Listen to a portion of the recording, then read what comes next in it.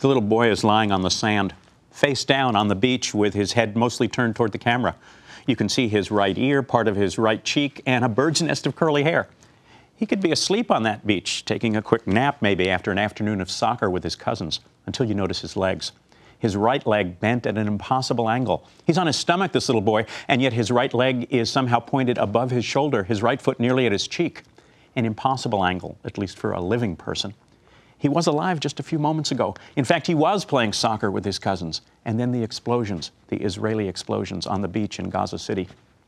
Now the little boy is dead. So are 3 of his cousins. Later, there'll be the video of the exact moment when one of the mothers finds out, when she learns that her son is one of the dead boys. We'll see it on the TV news and again online and again on social media. She could be a mother anywhere. Her grief, any mother's grief at such a heart-stabbing loss.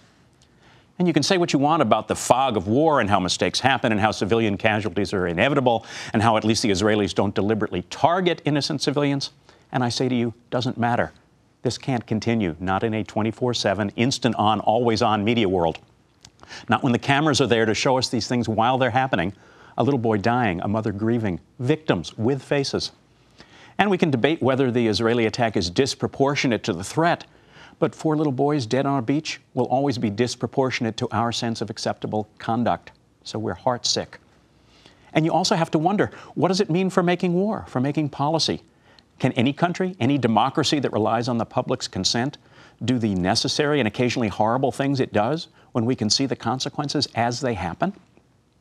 Could D-Day have had a day 2 with all that dying covered live? Could Lincoln have withstood blood-soaked tweets from Gettysburg? When the honor roll on the NewsHour fills the entire hour and beyond, name after name, face after face, what then?